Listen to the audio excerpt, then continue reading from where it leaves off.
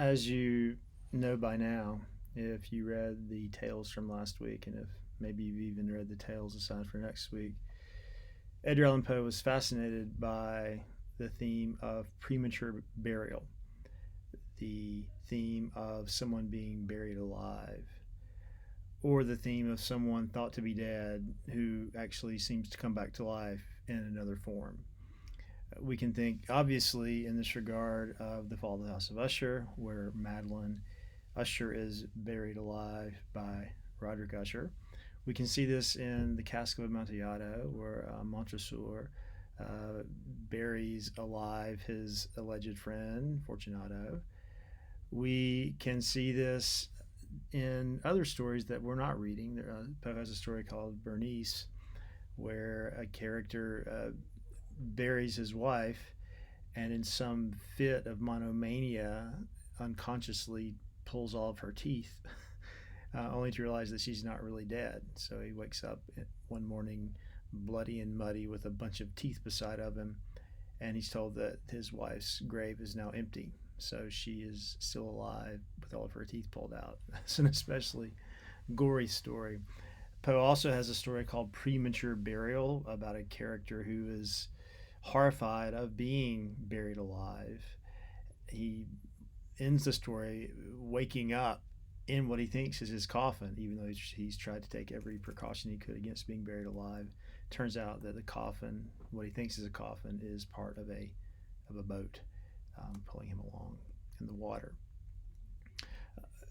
The related theme of a character dying but then not quite being dead and coming back in another form shows up, of course, in Ligeia, where Ligeia appears to come back to life in the form of, well, not in the form of Rowena, but she takes over Rowena's body and turns Rowena into a version of herself. Poe has another story called Morella, where a man's wife dies. He has a young daughter by this wife, and when the daughter reaches a certain age, she looks just like the wife, and the wife inhabits the young daughter.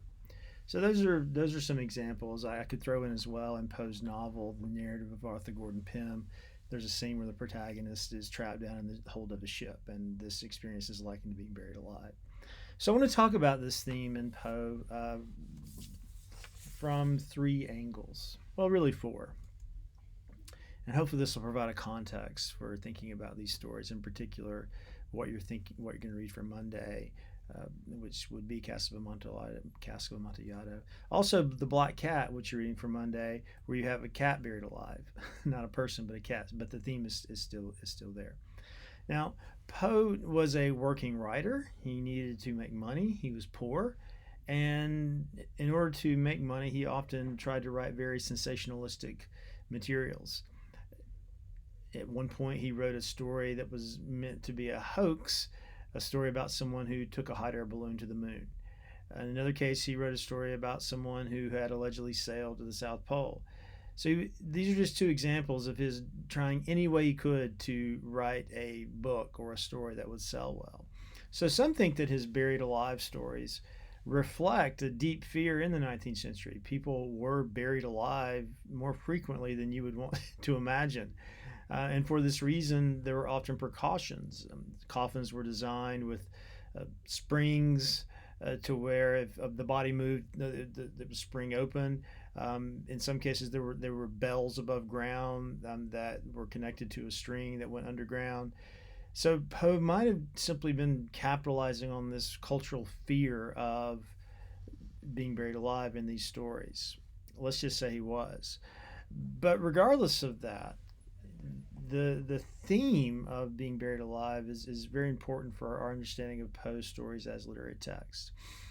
We can first of all imagine this theme as a reflection of Freud's The Uncanny. I've talked about the uncanny a lot in our class so far. Certainly, Poe wrote a good bit before Freud, but we've talked about how Poe's ideas of the Gothic is analogous to Freud's idea of the uncanny as the return of the repressed. And in these cases of someone being buried alive, we do see that theme emerge. We talked about how Ligeia seems to be one half of what would be a full self. If Roderick and Madeline could be one self, it would be a healthy, thriving self. But they're split. They're doubles. They look alike, but each manifest opposing qualities. And we talked about how, oddly enough, Roderick manifests traditionally feminine qualities, and Madeline manifests traditional male qualities. In any case, Roderick buries her alive. It's as if he's trying to repress a part of himself that he perhaps loves but also hates at the same time. And this repression returns in a horrific way to kill him. Even the Cask of Amontillado, the narrator tells the story 50 years after he's done this thing, which suggests that he's repressed. He's tried to repress this story, this thing he's done in his life, but it keeps coming back. We can imagine him being obsessed with telling the story. It keeps returning, even though he would like to repress it. He tells us that at the beginning that successful revenge means there's no feeling of guilt afterward. Well, it seems quite clear that he feels guilt if he's still telling the story so much later. So the idea of hiding away, repressing something that's unpleasant, something that is irrational, and that coming back to haunt you. And this is often associated with guilt, as it is in the case of the Fall of House of Usher, as it is in the case of the Cask of Amontillado, as it is in the case of the Black Cat. A character trying very hard to repress a crime, something he's ashamed of, and this repression returns in a horrific and deadly form. But also we can think about this theme of characters being buried alive from a more epistemological point of view. What does that mean? Epistemology is a fancy word for a theory of knowledge. And we talked about how in Poe's stories, his Gothic stories, we often can't tell what's real and what's not, what's actually happening and what's actually a figment of a narrator's imagination. His narrators tend to be unreliable, so we don't know if we can believe them or not. And often the stories end with some sort of supernatural event that could be real or could not be real. In other words, reading a Poe story puts you in a kind of epistemological crisis where you can't tell what's real and what's imaginary. And the idea of someone seeming to be dead but being really alive certainly fits in this category. The traditional distinction between life and death, so essential for negotiating life in a healthy way. If that distinction falls away, that's unsettling. It's in fact horrifying.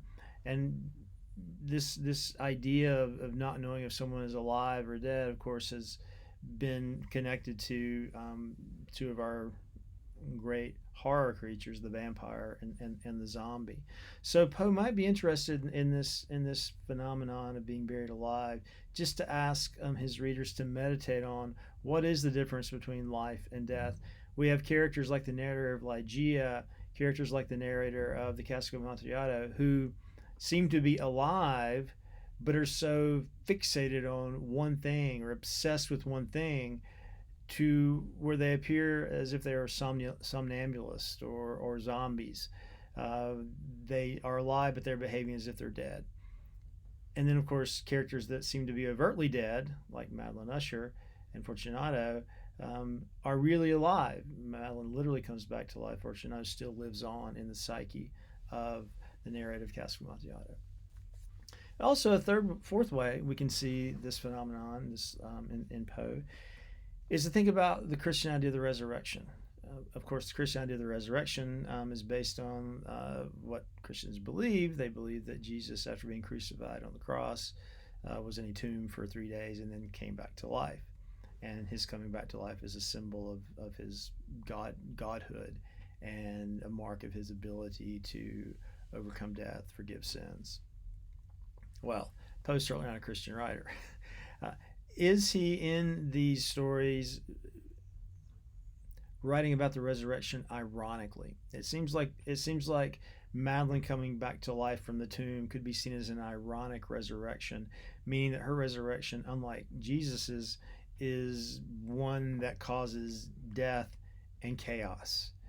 And we can think of the resurrection of Fortunato, again, not literally, but psychologically in the narrator. that resurrection ultimately leads to this sort of probably an obsessive desire to tell the tale over and over again. In other words, more destruction. So there's a sense in the Poe-esque resurrection not of hope and life and forgiveness, but in fact a kind of continuation of death, but death not so much literally, but a kind of death by other means, let's say. If you think again of the narrative of the Castle of Amontillado being kind of spiritually dead, that's what the resurrection of that character has done to him. Again, the figurative resurrection. And if we think of again Madeline Usher coming back to life, that causes Roderick to go insane. Her slow coming back to life, and ultimately ends with his death. So in the Poe world, there's not the hope, and there's not the glory of the Christ-like resurrection. In fact, it's quite the opposite, which is a way of Poe setting up a kind of expectation for a hopeful moment, but undercutting that expectation. So it's ironic resurrection. So those are just four ways to think about the buried alive theme in Poe. One, the historical context of people actually being buried alive, and Poe wanting to reflect that in his writings to interest his readers. Two, buried alive as a manifestation of the Freudian uncanny. Two, the theme of being buried alive as an epistemological exploration of the difficulty of telling the difference between life and death. And finally, four, the buried alive theme as an ironic rendering of the resurrection of Jesus.